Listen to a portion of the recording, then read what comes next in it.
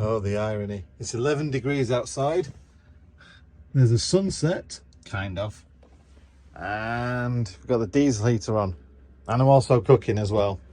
So, I mean, if you ever wanted extremes of van life, that's it. Oh, that's yesterday's tea. I haven't washed up yet, so there's no point, you know, wasting water on that. So I'm having mac and cheese with sausages, which have actually got cheese in them, I think, as well. I don't know. I hope so, anyway. But I've got a bit of a question for you, whilst I'm in the middle of this melee of diesel heater, sunset, freezing temperature, and making my tea. And that is, do you watch these videos, my videos, our videos, whatever, van life videos? Do you watch them for the van life content, i.e. the travel, where you go in the van, so that if you've got a van or you travel, you can follow our route kind of thing? Do you do that? Or do you watch people in houses? I don't know. Do you watch house life people, I guess, is what I'm saying. So is it just van life people you're interested in? Or do you watch people in houses as well? Because it's just the thing as me. I subscribe to people who don't live in vans. Some of them don't even travel around in vans or anything like that. And I still watch them for their life, for what they get up to, the crazy adventures maybe they go on, or, you know, the type of stuff they get up to in the bottom of the garden shed, that kind of thing. So yeah, just as a bit of an interesting little topic for this video. Are you a van life fanatic? And it's all got to be about van life. And if you don't live in a van, then are you a van life fanatic for where people who live in vans get to, and therefore it's almost irrelevant that they live in their van, it's just the fact that it's travelled by recreational vehicle? Or do you just watch people, and whatever those people get up to is entertainment for you? Comment section down below with your answers, please. Thank you. Isn't this typical? I'll have a campfire. There's no rain forecast for tonight now. I mean, it's 9:30, and yeah, off it comes, off the hills, rolling in. So, well, the fire's carrying on going. Tried to cover the wood up as much as I can. Who misses? And yeah, hopefully it'll pass soon and I can sit down again with my lovely beverage. The rain's arrived again, about the right time, but for now, a little splash of more rain, unfortunately.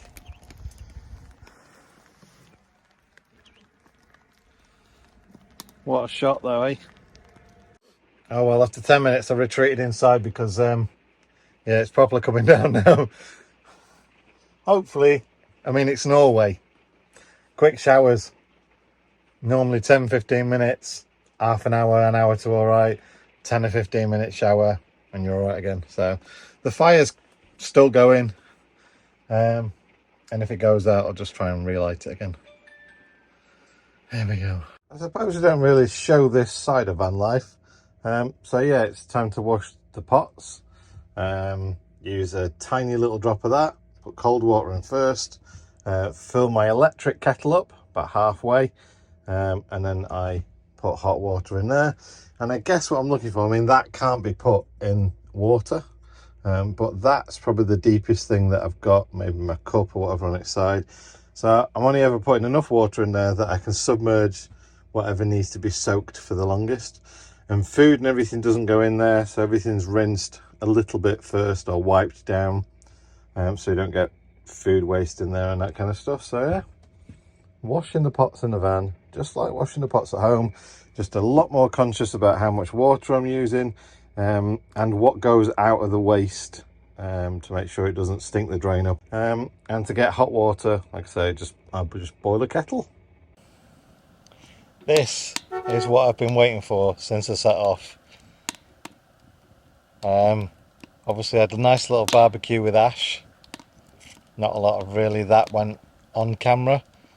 I know it might seem a bit naff for you guys, but when friends meet up we're actually mates. It's not like a YouTuber convention or anything like that. We're mates. So our priority is having a chat with our mates, not getting a camera out. And most of us, I have to say, most of us feel uncomfortable recording something to camera in front of others as well, because we all know, like, you know, the right and wrong way to do it and what annoys us and all that kind of stuff. So actually to sit in front of a camera like this with a group of your mates around you that are also YouTubers is very uncomfortable, and I think they'd agree as well. So yeah, didn't really film a lot of this. I did contribute one of the 3 bags of wood I've been carrying around for whatever, 2 months now, towards the barbecue and everything, the fire pit and that we had with Ash and Marie. And yeah, obviously I get the fact that everywhere has been tinder dry, so that's why that's not been out, albeit that is excellent at incinerating everything inside, and the only thing that comes out the top is flames and heat. All it needs is one little spark to come out of there, and there's no spark arrestor to it. One little spark to come out, fly over there, land on the grass. Obviously here it's fine because it keeps raining every half an hour, but where I've been that wouldn't be fine, so that's why it's not been out. But it is currently 12 degrees, like I say. We are in the Arctic Circle, and it keeps raining anyway. So, you know, just grab the fire and the warmth while you can, kind of thing, is the way I'm figuring it out. But yeah, this is it. This is the wilderness bit that I really like. Just to really get out there with nature. I am pretty much on level with the sea / river / inlet / fjord, whichever way you want to call it. And just to see the world go on and all the birds, and to see the waves coming up, which you can hear lapping up a little bit. Got the mountains in the background. I'd say there's an epic sunset, but there's going to be no sunset today. Probably not for about another 2 or 3 weeks yet. Which has been interesting for the last 2 weeks inside the Arctic Circle, doing all the travels and everything we've done.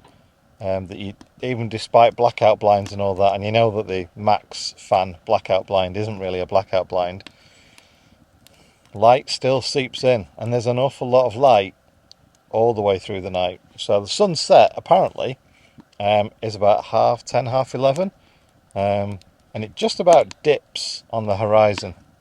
So you get a gorgeous glow of a sunset that lasts, like, feels like forever. You know, normally a sunset you can watch with your eye and it dips and that's it.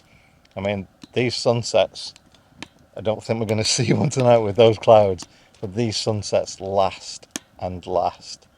I just want to say thanks for watching. Cheers to epic adventures, and cheers to the fact that these places still exist and they are like this, and you can come here and you can experience it like this as well.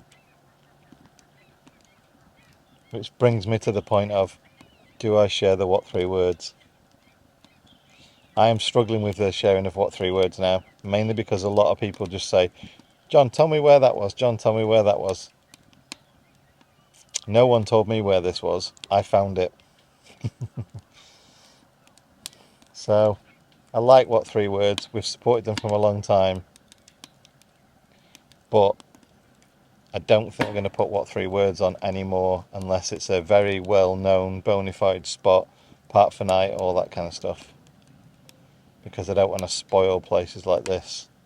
And I rather like the idea of people coming after me have been through the same process I went through and are being adventurous and exploring, rather than just putting GPS coordinates in and letting the sat-nav get you there. Hope you understand, folks, but that's the way it's going to be. Alright then, cheers, see you on the next video.